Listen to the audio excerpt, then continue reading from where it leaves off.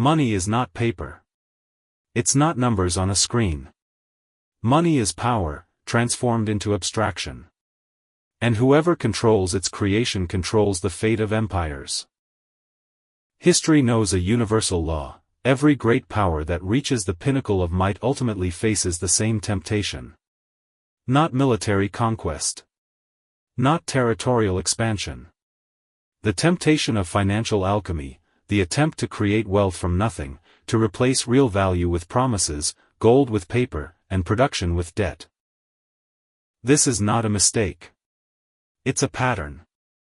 A pattern that repeats with mathematical precision across centuries. And every time the finale is identical, the power that succumbs to this temptation condemns itself to the slow agony of losing hegemony. Today we will reveal this pattern through three historical cases. 16th century Venice, Europe's first financial empire, whose wealth was built on controlling money flows. The British Empire of the 19th and 20th centuries, a power that turned its currency into the world's reserve, and then couldn't maintain that status. And finally, the meeting on Jekyll Island in 1910, where in an atmosphere of absolute secrecy, the most sophisticated financial control system the world has ever known was engineered. By the end of this story, you will understand that memorandum allegedly found by an archivist doesn't reveal a conspiracy. It reveals a pattern. Imagine a city built on the impossible, on wooden pilings in the middle of a lagoon, where land is worth more than gold. By the 16th century, the Venetian Republic was not just a city. It was a financial leviathan whose tentacles ensnared the entire Mediterranean. Venice possessed no vast territories. It had no iron mines of Germany or wheat fields of France. But it had something more important: control over trade routes. Venetian galleys dominated the seas. Venetian bankers financed kings. And the Venetian ducat, a gold coin weighing 3.5 grams, was Europe's first truly international reserve currency. The secret of their power lay not in armies. It lay in trust. The Venetian ducat was minted with absolute consistency in gold content. Century after century. Not a gram less. This was a currency trusted from London to Constantinople. And that trust transformed Venice into Europe's banker. Their financial innovations were ahead of their time: government bonds, maritime insurance, double-entry bookkeeping. Venetian patricians didn't just trade spices, they traded money itself, turning the debts of kingdoms into a source of permanent income. By 1500, it seemed Venice was invincible. Its fleet was the strongest. Its banks the wealthiest. Its currency the most reliable. The flywheel of trade and finance spun at dizzying speeds. But history tolerates no monopolies. And in 1498, Portuguese navigator Vasco da Gama found a sea route to India by rounding Africa. This was a blow to the very heart of Venetian power. Spices that Venetians had purchased in the Middle East for gold and resold in Europe at tenfold markup now flowed directly from India to Lisbon. The trade monopoly collapsed within a generation. Revenues fell. But Venice was too proud and too accustomed to luxury to acknowledge the new reality. And then the Republic made a fatal choice. Instead of adapting, it decided to maintain its standard of living and military expenses through financial alchemy. Venice began devaluing its currency. Not abruptly, that would cause panic. Slowly, imperceptibly. Reducing the gold content in the ducat. Year after year. Decade after decade. It seemed to work. The treasury filled. Wars were financed. Palaces were built. But trust, that invisible foundation of financial power, slowly evaporated. The Venetian ducat ceased to be the standard. Merchants preferred Spanish reals. Bankers moved capital to Amsterdam and London. By the end of the 16th century, Venice was still wealthy. But it was no longer indispensable. Its currency transformed from reserve to regional. Its banks lost their dominant position.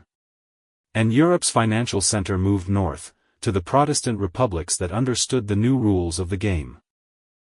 Venice continued to exist for 2 more centuries. Beautiful, cultured, refined. A museum of its own former greatness. By the time Napoleon liquidated the Republic in 1797, it was no longer the fall of an empire. It was the autopsy of a corpse. The lesson was clear: once a power begins living beyond its means and attempts to replace real wealth with financial manipulation, it starts a countdown. Trust in currency is the foundation of financial hegemony. And that foundation cannot be restored once it's destroyed. 300 years passed. The scenery changed. But the play remained the same. By the end of the 19th century, the British Empire reached an apex of power history had never known. Victoria ruled a quarter of humanity. The British Navy controlled the world's oceans. British industry produced half the world's steel and coal. And the London Stock Exchange set prices for everything, from cotton to gold. But Britain's true power lay not in battleships or factories. It lay in the pound sterling. In 1821, Britain officially adopted the gold standard. 1 pound sterling equaled a strictly defined quantity of gold. This was an act of absolute confidence. The Bank of England guaranteed, present a paper note, receive gold. Always. No questions asked. And the world believed. The pound sterling became the world's reserve currency. International trade was conducted in pounds. Debts were issued in pounds. Central banks from Tokyo to Buenos Aires held reserves in pounds. London transformed into the financial heart of the planet, pumping capital from one end of the globe to the other. This was true hegemony. Soft, almost invisible, but absolute. Britain could finance wars, build railways in colonies, invest in industry, all on the strength of trust in its currency. And then came the First World War. And here, as in Venice's case, we see the same fatal error. The war proved not a brief campaign but a 4-year meat grinder of industrial scale. Every day on the Western Front burned millions of pounds sterling. Literally. Artillery shells, machine gun belts, tanks, aircraft, all demanded monstrous expenses. Britain faced a choice. It could limit military efforts to the framework of its financial capabilities. Or it could abandon the gold standard, print money, and continue the war to victory. The choice was made. In 1914, the Bank of England suspended conversion of the pound to gold. They called it a temporary wartime measure. The printing press was launched. The war was won. Germany defeated. The British Empire formally became even larger, receiving mandates over German colonies and Ottoman territories. But the pound sterling was mortally wounded. In 1925, Britain attempted to return to the gold standard at the pre-war rate. This was an attempt to restore lost trust by sheer will. The economy suffocated. Exports became uncompetitive. Unemployment skyrocketed. In 1931, under pressure from the Great Depression, the gold standard was finally buried. The pound remained a currency. But it ceased to be the world's reserve currency. The baton was passing to the dollar. The Second World War finished what the first began. Britain won the war but lost hegemony. By 1945, the country was bankrupt. American loans. Asset sales. Loss of colonies. In 1944 at Bretton Woods, the fate of the global financial system was decided. British Representative John Maynard Keynes proposed creating a new supranational currency. The Americans proposed the dollar, backed by gold. The Americans won. The pound sterling transformed into a regional currency of a dying empire. Britain still tried to preserve the sterling zone, a bloc of countries trading in pounds. But in 1967 the pound was devalued. And in the 1970s it finally lost even a shadow of its former influence. The pattern repeated with surgical precision. Empire at the peak of power. Unsustainable military spending. Abandonment of monetary discipline.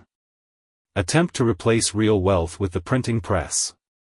And inevitable reckoning, loss of financial hegemony, and following it, geopolitical hegemony. November 1910. A private railway car departs from New Jersey heading south toward the Georgia coast. The passengers, 7 men.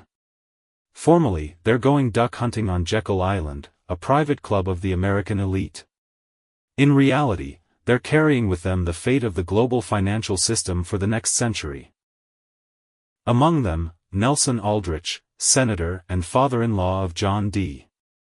Rockefeller, Jr.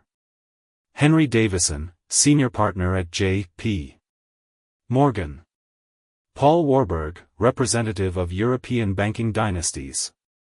Frank Vanderlip, president of the nation's largest bank. This is not a conspiracy in an alley. This is a consortium of men who control more than a quarter of the world's wealth. And they have a problem. The United States at the beginning of the 20th century, a rising superpower. The economy grows at dizzying rates. But the financial system is archaic and unstable. The money supply is tied to gold. Banks collapse like houses of cards at the slightest panic. The panic of 1907 nearly brought down the entire system. Salvation came only through private loans from J.P. Morgan. The elite understands, a central structure is needed. A lender of last resort is needed. A mechanism capable of managing the money supply independent of gold reserves is needed. But in America, anti-monopolistic sentiment runs strong. The idea of a private central bank is politically toxic. The memory of the first and second banks of the United States, closed by presidential decisions of Jackson and Madison, still lives. And so, in an atmosphere of complete secrecy, on Jekyll Island, a brilliant plan is developed. Create a central bank. But call it the Federal Reserve System, so it sounds like a government institution. Make it formally independent of the government but managed by a consortium of private banks. And, crucially, endow it with the right to create money from thin air through the system of fractional reserve and lending to the government. In 1913, the Federal Reserve System was created. Formally, to stabilize the economy. In reality, a machine of eternal debt was launched. The mechanism worked simply and elegantly. The government needs money. It issues bonds. The Fed buys these bonds, creating money literally from nothing, making entries in accounts. The government receives financing. And the Fed, that is, the consortium of private banks owning shares in regional reserve banks, receives interest income, paid by taxpayers. The First World War became the perfect stress test for the system. The U.S. entered the war in 1917. Expenses soared. The Fed provided financing. Debt grew dozens of times. But the war ended in victory, the economy prospered, and few noticed a subtle detail: government debt was no longer an emergency measure. It became the norm. The 1920s, the Roaring Twenties. The Fed actively expands the money supply. Credit is cheap. The stock market rises. An illusion of eternal prosperity is created. And then, October 1929. The stock market crash. The Great Depression. And here begins the most interesting part. In 1933, President Roosevelt abolishes the gold standard for Americans. Owning gold becomes illegal. Citizens are required to surrender gold to the government for $20.67 per ounce. Then the government revalues gold at $35 per ounce. With one stroke of the pen, a 69% devaluation and colossal profit for the government. But international convertibility of the dollar to gold is preserved. The U.S. Promises central banks of other countries, hold reserves in dollars, and we will always exchange them for gold. The Second World War cements dollar hegemony. Bretton Woods 1944 makes the dollar the center of the global financial system. The dollar is pegged to gold. Other currencies are pegged to the dollar. The U.S. becomes the world's banker. But then, Vietnam. The Great Society. Expenses grow. The Fed's printing press works overtime. By the end of the 1960s, gold reserves are melting. France demands to exchange dollars for gold. Other countries follow suit. August 15, 1971. President Nixon in a televised address announces, the U.S. is suspending conversion of the dollar to gold. Temporarily. Forever. This was the point of no return. From this moment, the dollar is a fiat currency, backed by nothing except faith in U.S. might and the world's willingness to continue holding reserves in dollars. And U.S. government debt soars into the stratosphere. From $370 billion in 1970 to $36 trillion today. The Fed continues buying government bonds, creating money through digital entries. Interest income flows to private banks. And taxpayers service the eternal, growing debt. That memorandum from Jekyll Island, if it exists, doesn't describe a conspiracy. It describes a system. A system that transforms sovereign debt into an eternal source of income for the financial elite. A system that allows government to infinitely postpone reckoning for unsustainable spending. Until the moment when trust in the currency collapses entirely. So, the pattern is revealed. 3 acts of one play, stretched across centuries. Act 1, a power achieves financial hegemony through trust in its currency. The Venetian ducat. The British pound. The American dollar. Act 2, unsustainable expenses, military, social, imperial, push the power toward the temptation of financial alchemy. Devaluation. Abandonment of the gold standard. The printing press. Act 3, short-term illusion of success gives way to inevitable reckoning. Trust in the currency evaporates.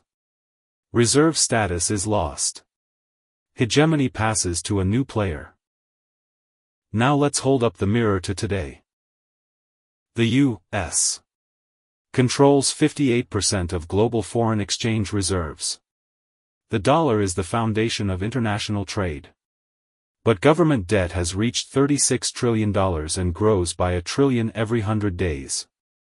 The Fed over the past 2 decades has conducted 3 rounds of quantitative easing, a euphemism for printing money from thin air. Inflation has returned. Simultaneously, alternatives emerge. China promotes the digital yuan and settlements in national currencies with its partners. BRICS discusses creating a common currency. Gold is being purchased by central banks at record rates. At what stage of the pattern are we now? Can the third act, the reckoning, be avoided? Or is the historical force of gravity inexorable? That archivist from our story discovered not a secret. He discovered a truth hidden in plain sight. Any system built on creating debt from thin air will sooner or later face the fundamental question of trust. And when that trust begins to evaporate, no emergency protocols will stop the inevitable. Empires don't crumble in a day. They slowly, almost imperceptibly lose what made them great. First goes trust. Then goes the reserve status of the currency. And then goes hegemony itself, quietly, like water through fingers. History doesn't repeat. But it rhymes. And the most terrifying rhyme is when a power, drunk on its own might, forgets a simple truth: money is trust transformed into abstraction. And trust, once lost, doesn't return. We live in an era when this rhyme sounds louder and louder. Only one question remains: who will hear it before the final chord strikes?